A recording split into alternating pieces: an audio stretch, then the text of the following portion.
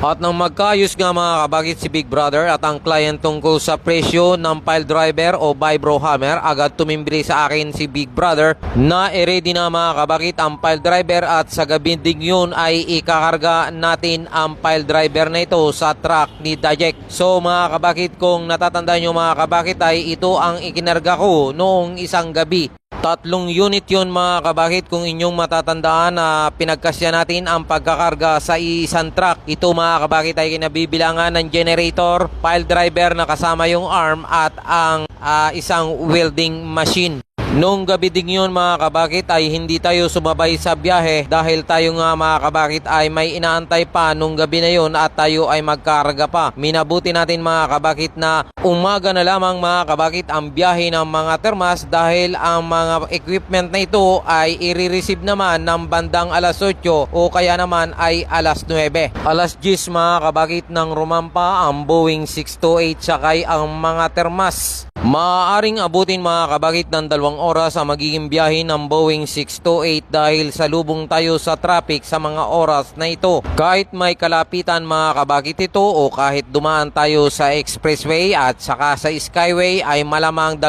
oras pa rin ang ating tatakbuhin dahil hindi maiiwasan mga kabakit ang mga ganitong pagkakataon. Ang traffic kahit nasa itaas ng skyway ay mayroon din pa rin traffic dahil sa pila sa toll gate. At nang malagpasan nga mga kabakit ng Boeing 628 ang pila ng traffic sa pagkuha ng ticket dito sa toll gate, muling binaybay mga kabakit ng Boeing 628 ang kahabaan ng skyway sa bilis nito mga kabakit na 80 kph. So yan mga kabakit ang itinakdang tulin ng mga sasakyan dito sa itaas hanggang 100 lamang mga kabakit.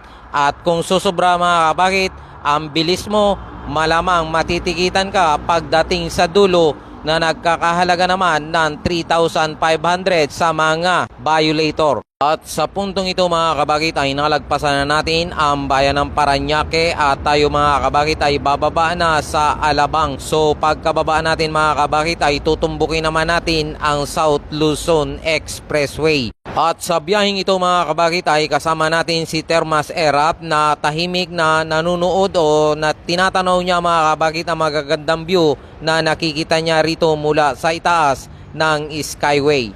Fast forward na nga tayo mga kabakit at nilagpasan na nga natin ang skyway at ang bungad naman ng South Luzon Expressway ang tinatahak ngayon ng Boeing 747. Ang Boeing 747 mga kabakit ay mag-i-exit naman sa Carmona. Mula Balintawak mga kabakit hanggang dito sa exit ng Carmona, ang binayaran natin sa toll gate ay mahigit na 400. Hindi aabutin mga kabakit ng 2 oras ang biniyahe ng mga termas dahil kokonti lamang ang nasalubong nating traffic at yun nga mga kabakit ay nung tayo ay kumuha lamang ng ticket. Tuloy-tuloy mga kabakit ang biyahe natin at hindi tayo gaanong na traffic nga sa biyahe dahil nakita nyo man sa video na maluwag mga kabakit ang south at northbound nito. Mula rito mga kabakit sa toll gate ng Carmona ay siguro mga 30 minutes pa ang babiyahihin ng Boeing 628 at bago riyan mga kabakit tayo dumiretso sa site ay kinakailangan na muna nating kumain dahil hindi natin sigurado kung may mabibilhan tayo ng pagkain doon sa site. Mas maganda na mga kabakit na dito na tayo kakain sa datig na daanan para sigurado na hindi tayo magugutom.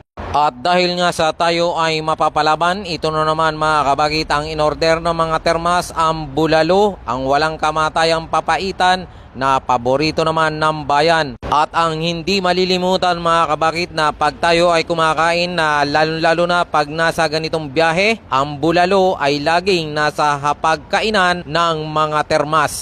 2 order na bulalo at 2 order na papaitan ang binanatan ng mga termas. Pagkatapos mga kabakit ng isang busog ay muling nagbiyahe ang mga termas sakay muli ng Boeing 747. Papunta na tayo mga kabakit sa site na kung saan ay nag-aantay na ang truck na pinagkargahan natin ng vibro hammer at ng generator. At sa di kalayuan mga kabakit ay natanaw na ng mga termas ang site at ang Boeing 628 ay lumapag mga kabakit ng alas 11:46 ng tanghali. Mahigit 1 oras o kulang na 2 oras mga kabakit ang tinakbo ng Boeing 628. mga kabakit, at naandito na tayo sa site na ito, ay titingnan muna natin ang kalagayan at kung ano ang ating gagawin muna pansamantala. Siguro mga kabakit ay magpapahinga muna tayo dahil alanganing oras pa rin ngayon at ilang minuto na rin lamang mga kabakit ay magbe-break time na ang mga trabahador dito sa site. Pero tayo mga kabakit ay iikutan muna natin ang kasamahan natin dito na nagkarga o nag-deliver ng mga unit dito sa site na ito. Pansamantala mga kabakit, yan muna ang aking maikikwento at mamaya mga kabakit ay tayo ay magkakabit na o mag-i-install na ng Vibro sa bako ni client. Mula rito mga kabakit sa Dasmariñas, Cavite, ako si Eder Gomez Balbuena, ang inyong termas. Ipalo nyo ako mga kabakit.